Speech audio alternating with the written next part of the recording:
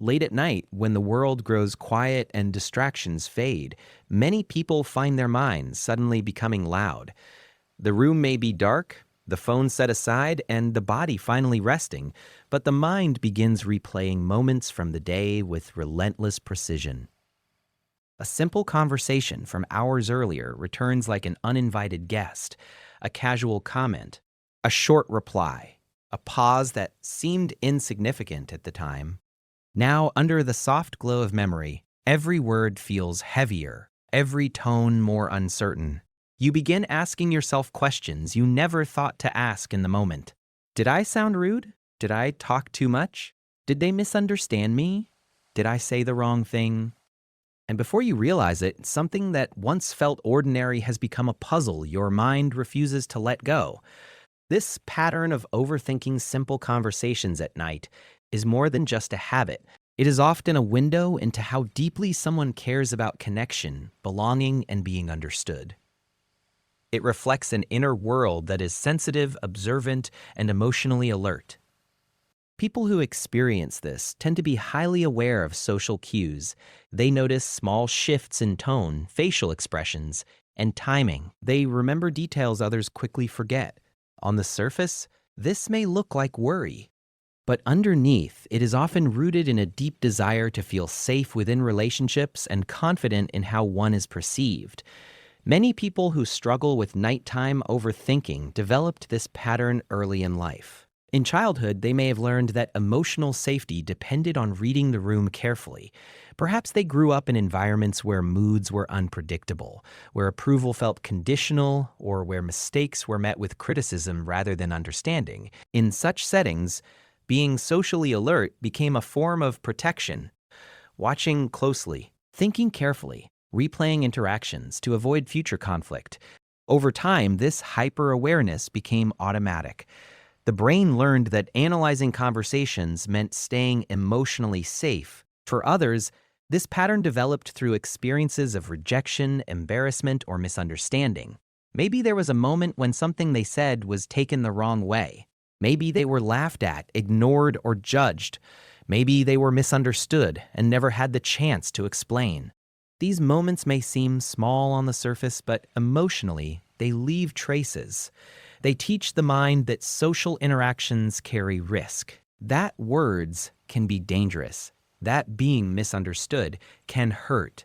So the brain responds by becoming vigilant. It reviews conversations to prevent future pain. It replays moments to search for hidden mistakes. It tries to prepare for every possible interpretation. At night, this process becomes stronger. During the day, attention is divided between responsibilities, noise, and stimulation. There is little room for deep reflection. But when everything slows down, the mind finally has space to wander. For someone prone to overthinking, this quiet becomes fertile ground for rumination. Without distractions, the brain turns inward. It scans memory for unresolved emotional material. And often, social interactions are what feel most unfinished.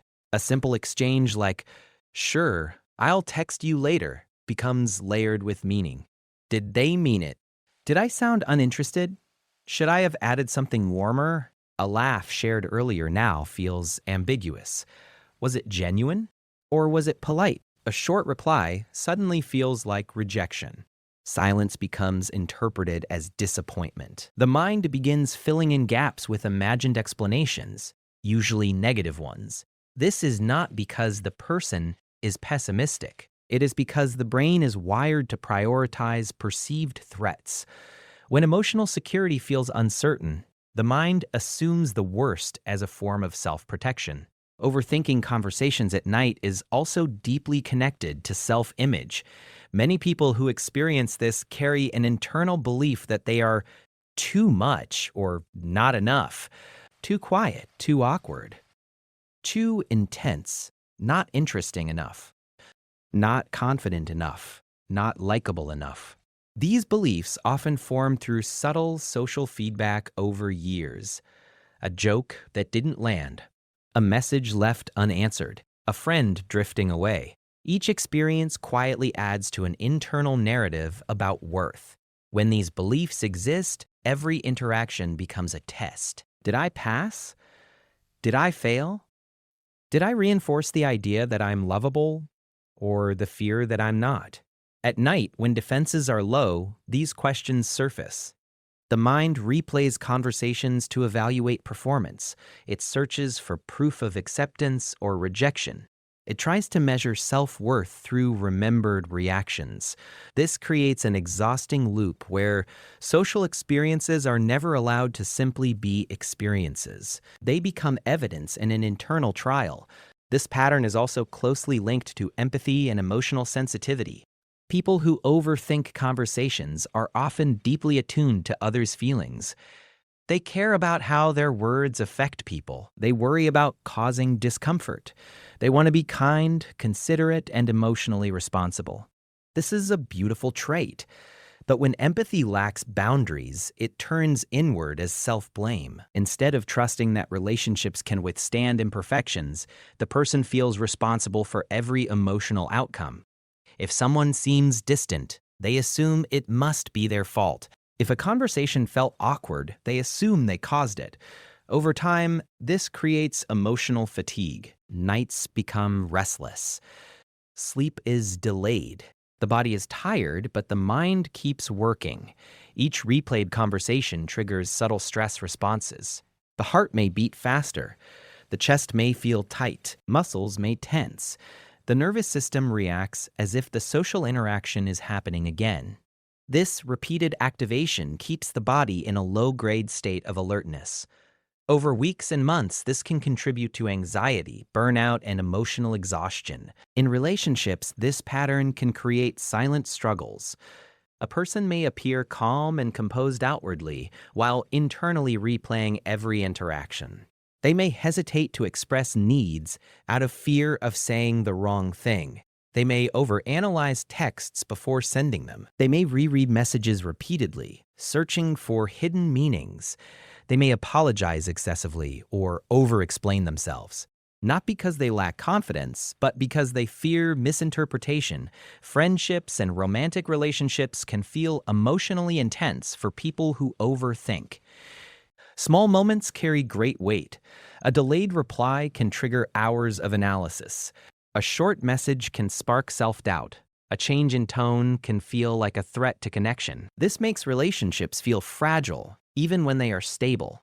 The person is constantly trying to maintain emotional equilibrium, afraid that one wrong word could cause distance. It is important to understand that this behavior is not a flaw. It is a survival strategy that once made sense. It developed to keep you safe, connected, and accepted. Your mind learned that vigilance was necessary. That preparation was protection. That analysis was safety. It did not choose this pattern randomly. It adapted to your environment, your experiences, and your emotional needs. But what protected you before may now be limiting you. Overthinking steals presence from the present. Instead of feeling the warmth of the conversation, you relive its uncertainties. Instead of trusting relationships, you question them. Instead of resting, you mentally rehearse. The mind becomes stuck in the past, trying to control the future. Healing begins with compassion for this part of yourself. Instead of criticizing your overthinking, try acknowledging it.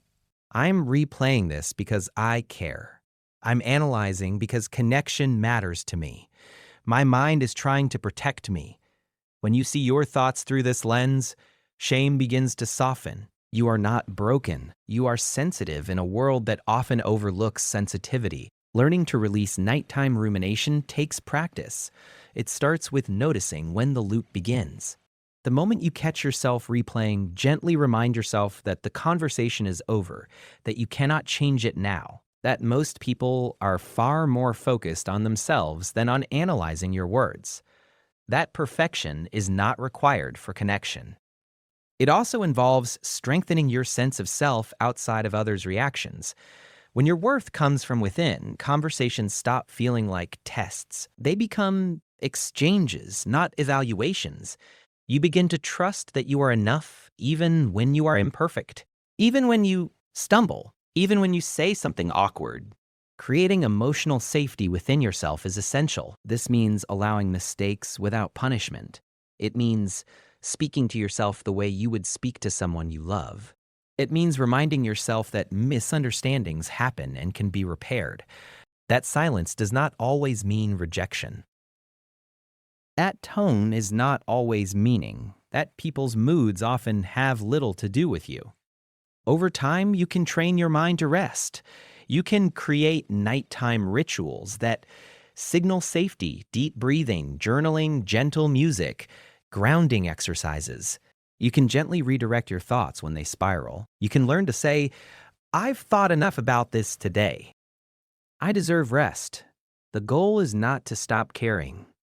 It is to care without suffering, to be thoughtful without being trapped, to be empathetic without self-erasure, to be reflective without being harsh.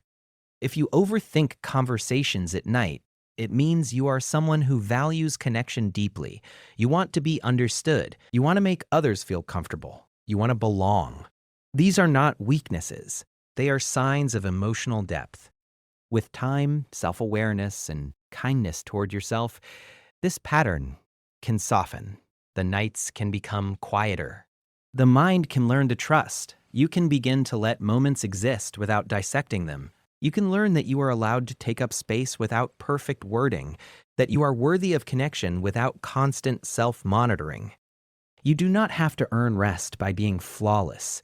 You do not have to replay your life to deserve peace. You are already enough, even in your pauses, your imperfect sentences, your unfinished thoughts. And slowly, as you begin to believe that, the nights will stop feeling like interrogations. They will become what they were always meant to be. A place where you can finally exhale, let go, and remember that you are safe, valued, and deeply human.